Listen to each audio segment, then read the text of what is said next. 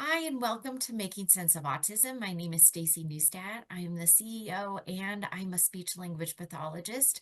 Our founder is Susan Golubock. She's an autistic, now retired occupational therapist.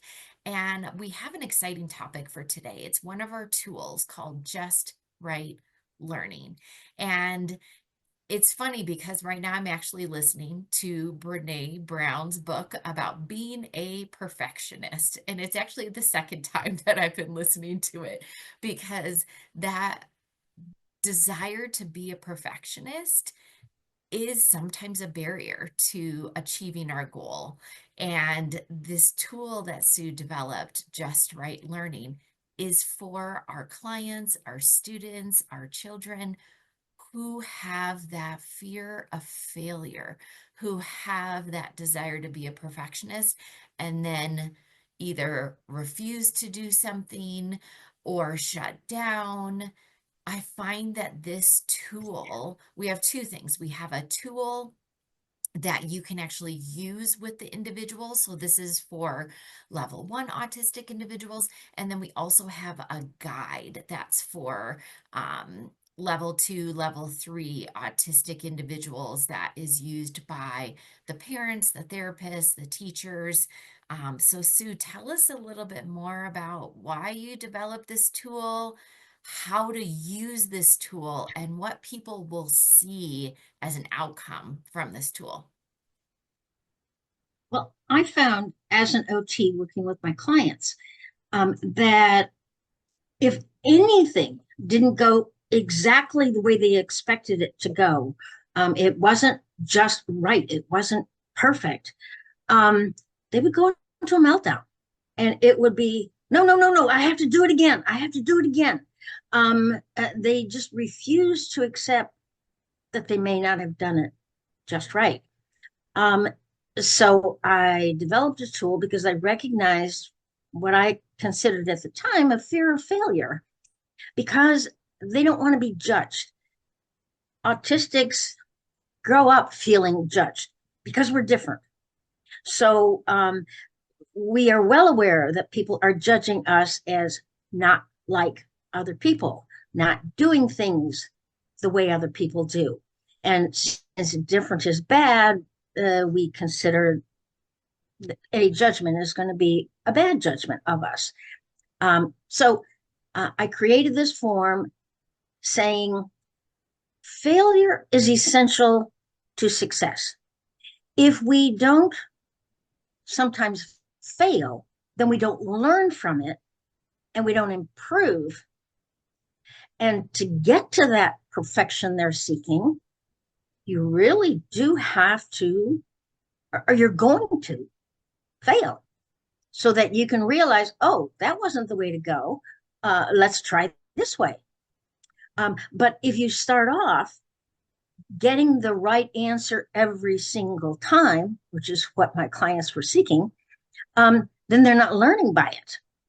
They're merely rotely performing what they have already learned. So I created a form that basically said, you know what? If you can get it right at least 3 out of 5 times, which is greater than 50% of the 50% is chance. So it's got to be greater than 50%. Then you're in the just right zone for learning. And I emphasize you are in the process of learning. You haven't achieved it yet. If you have achieved it, then you're not learning. So therefore, we have to make it harder. Um, and this form of logic seemed to like, okay, because what I also did, I combined this form with the problem solving tools that we have been using of, okay, if it's too hard, what do we need to do to make it easier? So you get into that just right zone. If you're only successful 2 out of 5 times, then, and I only ask them to try 5 times so that we can judge how close they are to whether it's too hard, too easy, or just right. Um, so after those 5 times, we decide, okay, it's too hard. all right, what can we do to make it easier?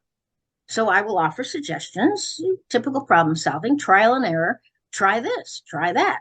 And when it works, and then all of a sudden they're at 5 trials, they're doing 4 out of 5. Wow, you almost have it. 5 out of 5. No, okay. And I'll say, let's see if you can't do it at least 2 days in a row, 5 out of 5 before we move on. Let's make sure you definitely got it. So I will still challenge them, even if they get 5 out of 5 on that day. Can they do it again the next day? Um, and this has helped them, like, okay, yeah. So if I fail, I can fix it. This is, I think, the greatest fear that autistics have is that when things go wrong, we don't know what our options are to fix it, to make it better.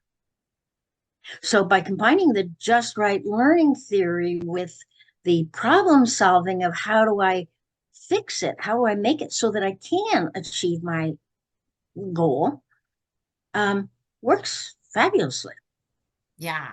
And I can see it also builds that self-awareness of what support they need, Mhm, whether it's, repetition, whether it's a visual, whether, whatever support that is. And then hopefully they can kind of learn to advocate for themselves.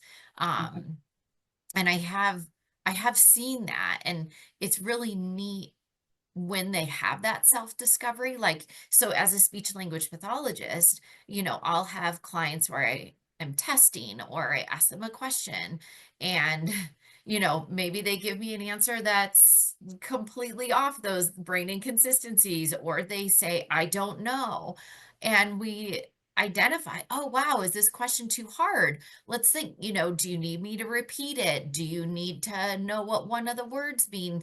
And kind of helping them self-discover, like, what about it is hard? What support do you need? um and I feel like that, the 3 out of 5 works really well with concrete things, whether it's, answering questions as an OT, whether it's, using fine motor or a gross motor activity.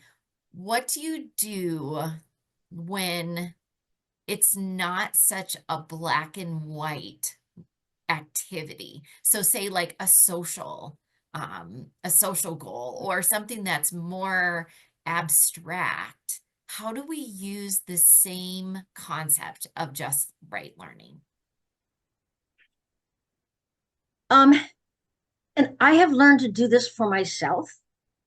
Times when my judgment, I make a choice, or I think this is what's going to happen, or this is what's going to work.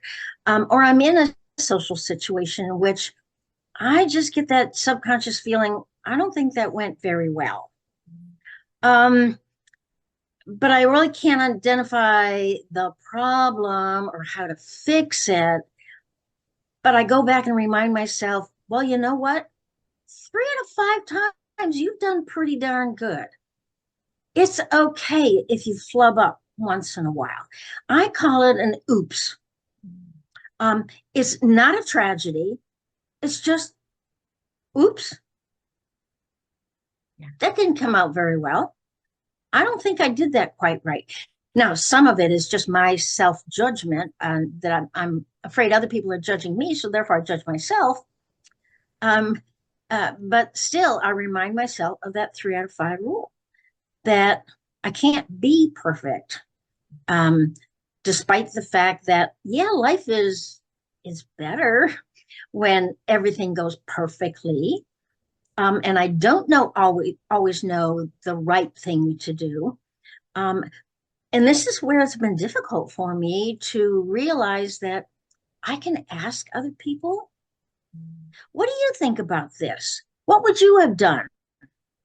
I have grown up so thinking that I'm expected to know the answers. I'm expected to know how to adapt.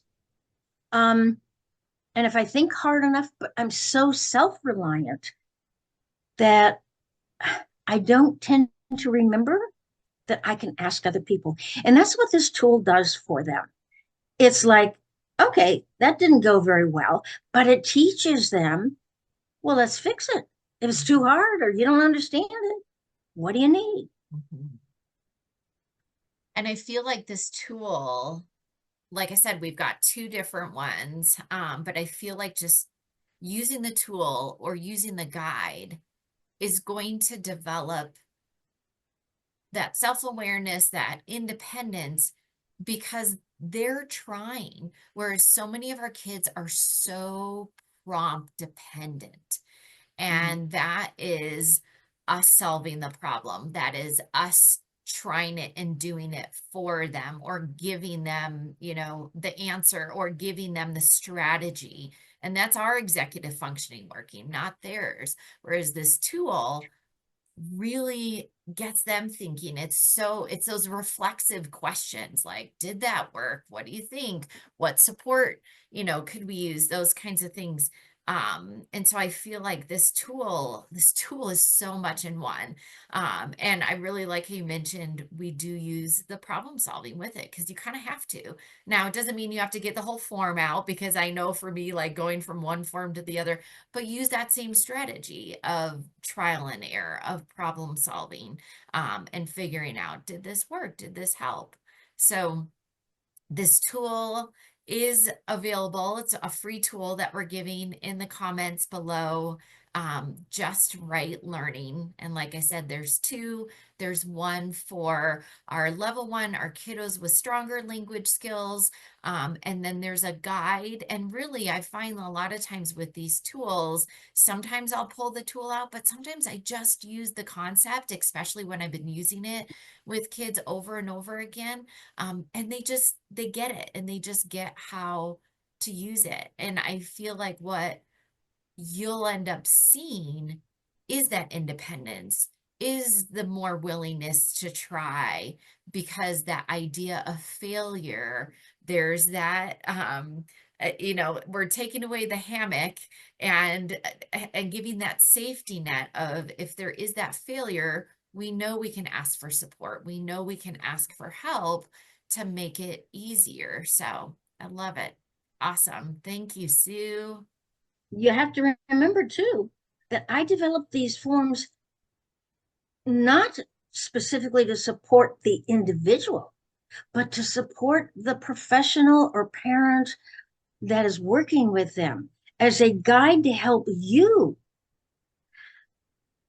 work more effectively and provide the supports that the autistic individual needs, which is why Staci said, yeah, after a while, I never used the form. I introduced the form so that they got the concept that there was some logic to it.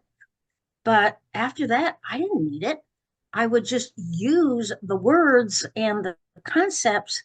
Um, and so it provided the support I needed to to help provide the support that they need.